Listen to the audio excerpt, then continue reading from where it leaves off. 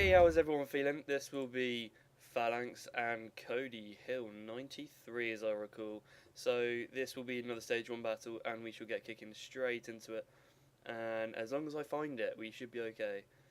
So it's going pretty well at the moment. The battles are slowly being uploaded. Obviously I'm still waiting for my laptop to be fixed because for some reason it won't connect to any servers, it just won't even find servers, it's just completely retarded. But as soon as I find this battle, we shall be getting kicked into it, and I have found it. So this will be Codyhill 93 and Phalanx. These two are both, I think, fairly new players to Shogun. They're both American, so this was a nice, easy connection for them both to participate in. Now, unfortunately, Phalanx has only got Fall of the Samurai, so after much debating, should I say, me and Sir have concluded, yeah, fuck it, you can just play, why not, it's, at the end of the day, it's all for fun, and, it's just, I actually personally find modern armies harder to play against traditional than playing traditional against modern. I actually find it much easier playing traditional against modern, because unless you can do some sort of, chain fire, like some sort of ladder formation, then really you're not going to do too well as modern, because you'll get one or two shots off and you'll then just have a mass of traditional forces on your arse. So let's get kicking into this battle. So Codyhill 93 has got three Naginata Warrior Monks. He has then also got a Katana Hero, make them plays happen. He's also got a Yari Hero, Matchlock Samurai. He's got a Great Guard in his general, who should be Takeda Shinjin. And he then also has got two Katana Cav, whoop whoop whoop whoop whoop whoop whoop. And if you can just give me a second. Sorry guys, just wanted to check something quick, and we're now gonna, there we go, put it back in place. So he's got two Katana Cavalry.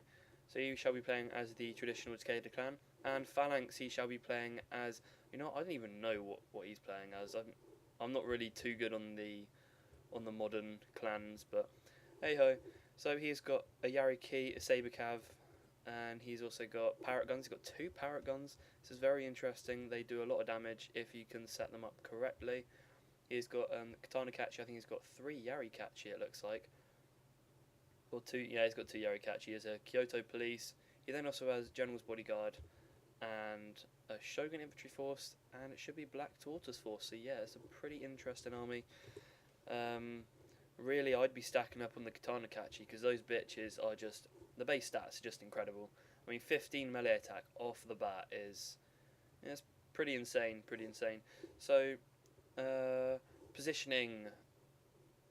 Fall of the Samurai is possibly the most difficult army to position, because you've got guns, they can't shoot in an arc, as I said a million years ago, you can't shoot in an arc with guns, but you can with bows. So really, you're going to have to position these guns very, very well. And cannons move so slowly, as we see. It is just depressing to watch them march on at this pace.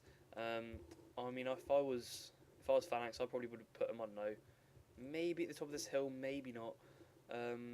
Maybe I would have put them down here. Yeah, maybe down here, I'm not entirely sure. Because the problem with this map is that it is a very, very hilly map. The topography is very high, so it's going to be pretty difficult for him to position his Parrot Guns, and these guys do cost, I think, quite a bit. I think it's 1400 Koku. I'm sure someone will correct me if I'm wrong. I don't really ever play Fall of the Samurai too much. I do need to start playing it more, but if I'm honest, I just find them boring to play online, because people are pussies, they don't want to engage you.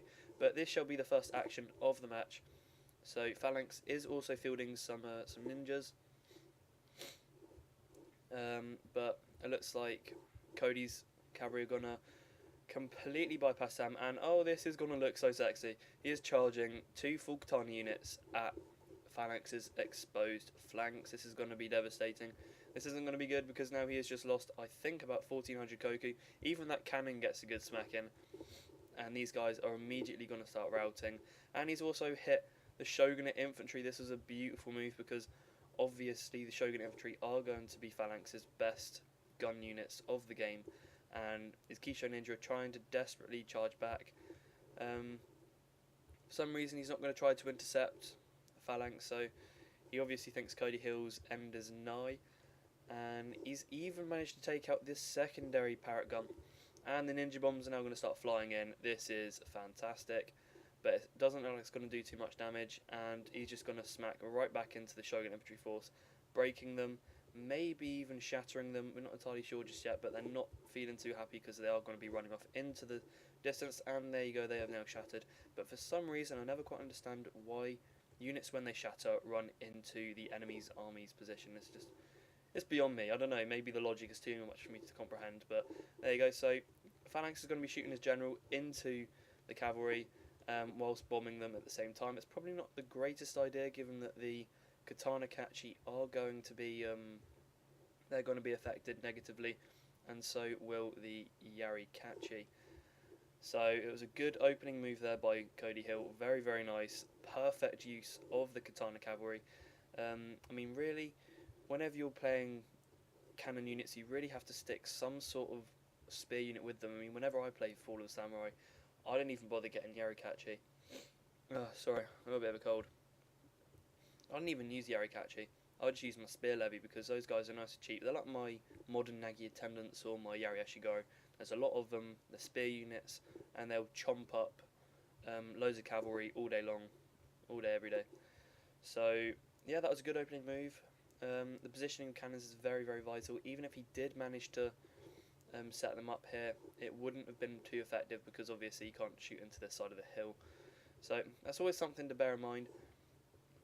But it's surprising here because now Codyhill is going to make the exact same mistake. He's going to isolate his matchlock samurai, and they're going to get a good charge off, Phalanx will, onto these matchlock Sam, and they're pretty much going to be useless. They've only got 3 kills.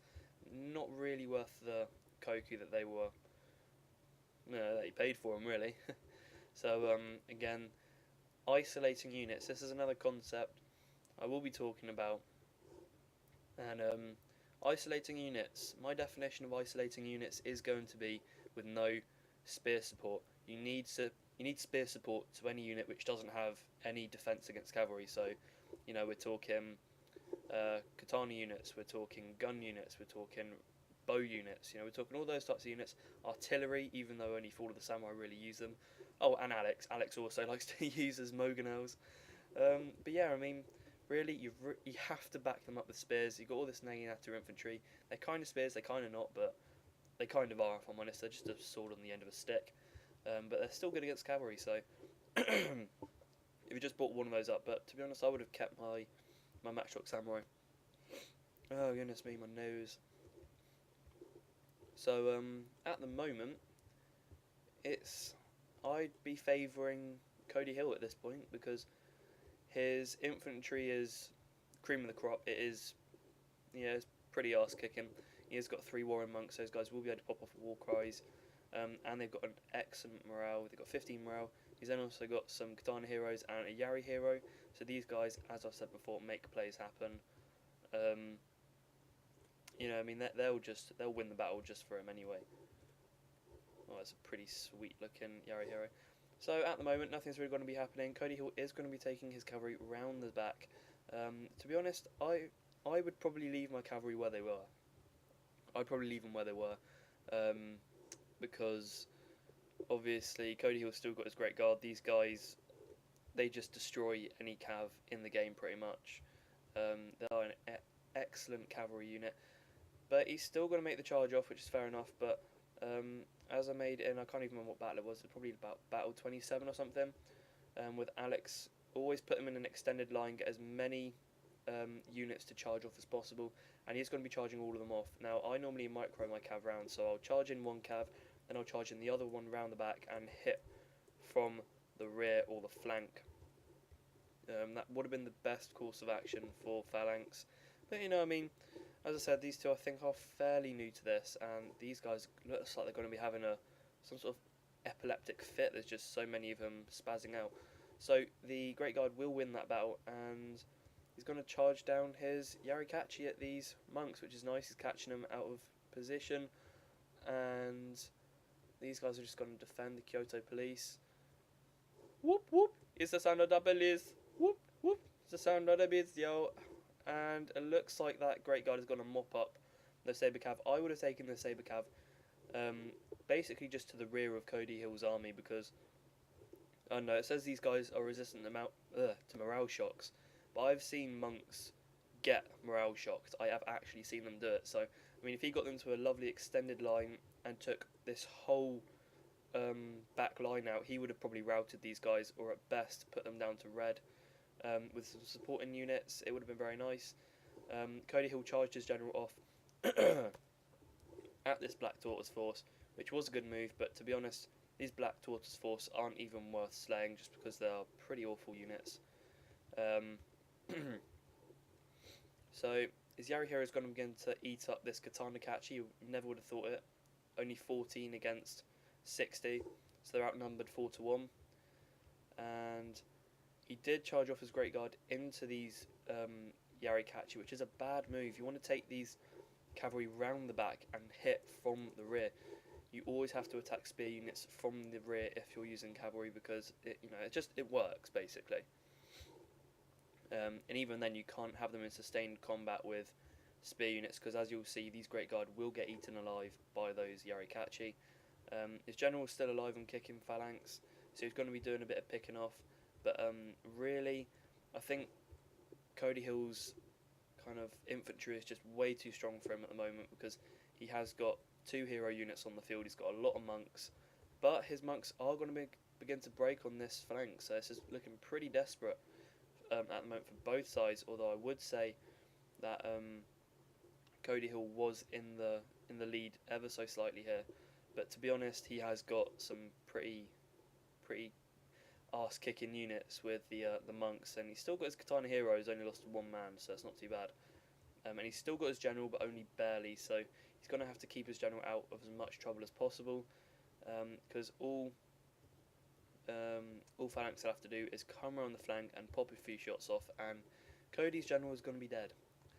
So at the moment, I think Codyhill will be winning this engagement purely just because of the spec of his units. His units are excellent, and they have also got the downhill charge. And now he's going to be charging in his general. Codyhill will be, but he's going to break, I think, for some reason. So this is not going to look too well. And I think we do get a charge off.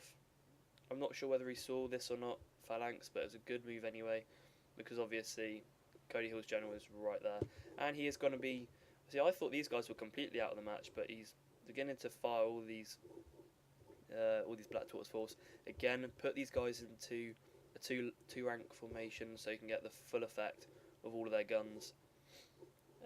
But unfortunately, it looks like Phalanx's general will be routing, and so will the rest of his Yarikachi. These guys are under suppression fire, but really it's not going to do too much because they are Katana heroes. They're pretty boss, and it looks like they're just going to be charging away at them for the rest of the night. So we'll speed this up because I think we kind of have a glimpse of who's going to win here. And nice little cinematic charge. I love that cinematic potential, and I'm sure you guys already did. If you haven't watched the cinematic, please do. I've had some really good feedback off it, and I will be trying to do Goran's. I'm not sure whether I'll upload this battle before I upload Goran's cinematic, but you never know. I might just be able to do it. And there we go. So that will be the end of the battle. I will be doing more cinematics as well. I'll probably do one of this